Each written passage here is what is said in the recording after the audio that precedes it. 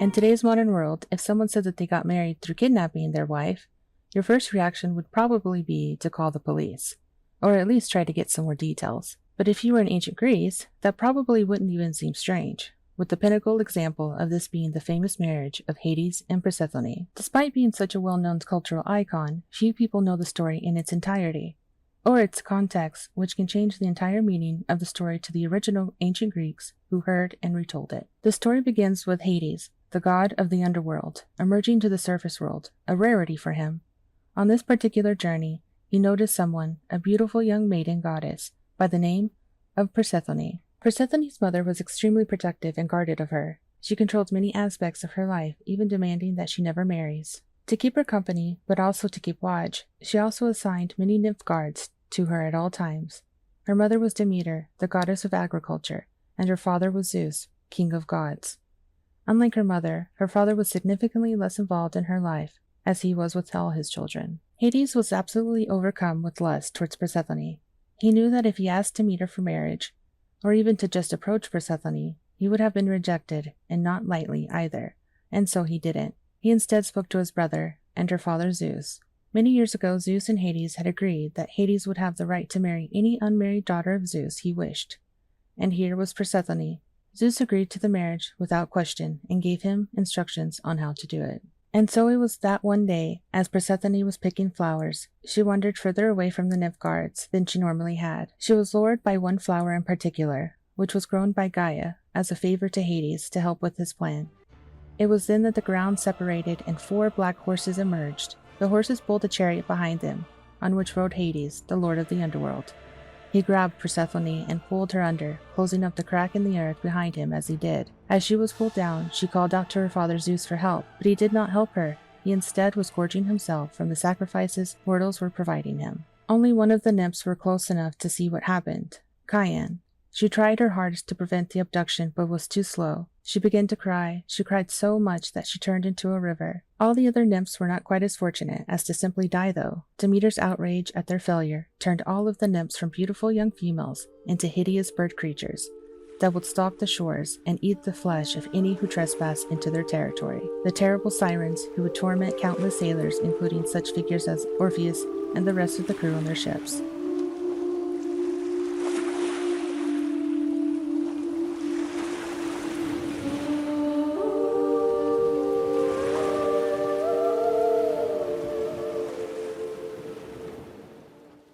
Persephone was taken beyond Demeter's knowledge and vision. She spent 9 days and nights searching for Persephone, to no avail. She did not stop to eat or drink or even sleep. Nothing mattered to her anymore but to search for her daughter. This was until she happened by Hecate. She told Demeter that she didn't see anything, but did hear it. She also said that the god of the sun would have seen it as it happened during the daytime, and so he would have seen everything that was happening in the whole world at the time. Together they went to Helios, the titan of the sun. He informed them that yes, he saw where Persephone went.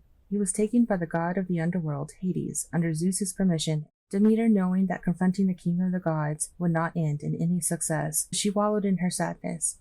She stopped searching and began to wander the world. She ended up at Eleusis. Here she disguised herself as an old woman, and perhaps in an attempt to feel better about losing her child, began to work to raise a mortal child there. The child was born late and lived in poor health, but Demeter fed him ambrosia, the same food of the gods. As time went on, the child would become healthier than any other mortal, not just due to the ambrosia he had been consuming, but also because Demeter would slowly burn away his mortal flesh every night with fire.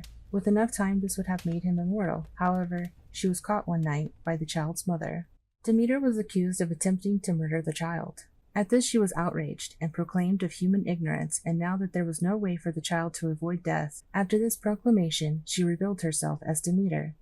She replaced her disguise of the old woman with her form of true beauty. Demeter demanded that a temple be built in her honor, so that the mortals would worship her as per her instructions. And so it was that the temple was built and Demeter began to reside in it.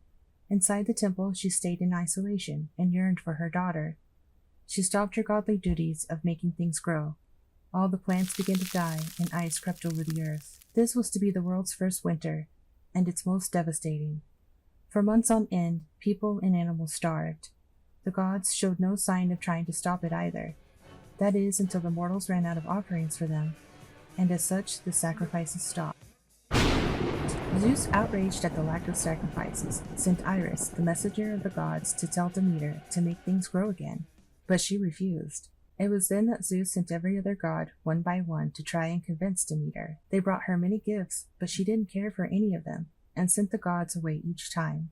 And so, seeing that the only way out of this was for her to be reunited with her daughter, he sent his son, Hermes, the god of travelers, down into the underworld to confront Hades. Hades was unwilling to part with Persephone. However, he was wise enough to know that if he did not, the surface world would die. He knew that Persephone would probably choose not to return to him, and so, before she left, he offered her several seeds from a pomegranate, so that she might be bound to the underworld, since it was the fruit of the dead, and she did eat of the seeds, making his plan a success. A compromise was made by Zeus so that Persephone would spend a third of the year in Hades, and 2/3 of the year on the surface with her mother. When Persephone was on the surface, Demeter would be filled with joy and have the earth flourish with plant life. However, when Persephone was to be with Hades, she would again let the world die and winter would start. The myth of Hades and Persephone is possibly the single most widespread and popular myth from all of Greek mythology, possibly even just all mythologies. As such, it has got excessive amounts of variations, but many of these aren't variations from oral storytelling, causing changes over the centuries, as in the case with most myths, but instead purposeful changes for various reasons, which are often misconstrued as truth. But there are also some things which were just not described in much detail in the original tellings, such as Persephone's happiness or unhappiness in the marriage. Depending on who you ask, she was either just as happy as a normal wife, or a hostage by an abusive husband. In the most legal terms, due to the Greek society at the time of the myth's creation, this would have been simply an elaborate planned arranged marriage with no real laws broken, since Zeus, her father, planned everything. One would assume that Persephone was the goddess of spring. However, she has no control over that. It is instead Demeter which controls the seasons. Persephone's godly domains were ghosts and the underworld. What this could mean is widely debated, but this is only one person's subjective interpretation of the myth with no scholarly research involved, so do not take this following with any definite truth. But it is possible that being Persephone's godly domains were part of what initially attracted Hades to her, as it wouldn't make sense for her marriage to change her godly domains. If she was always the goddess of ghosts in the underworld, then it may have been such a happier marriage for her than some suspect, given the similarity with Hades. In the end, whether Hades and Persephone had a happy marriage, an abusive marriage, or something else, it doesn't really matter. What is important that the story serves as an excellent time capsule as to the time period it was made and how marriage has in some ways changed, and in other ways stayed the same. In the Homeric hymns to Demeter, the only remark that may have some formative answer goes as follows.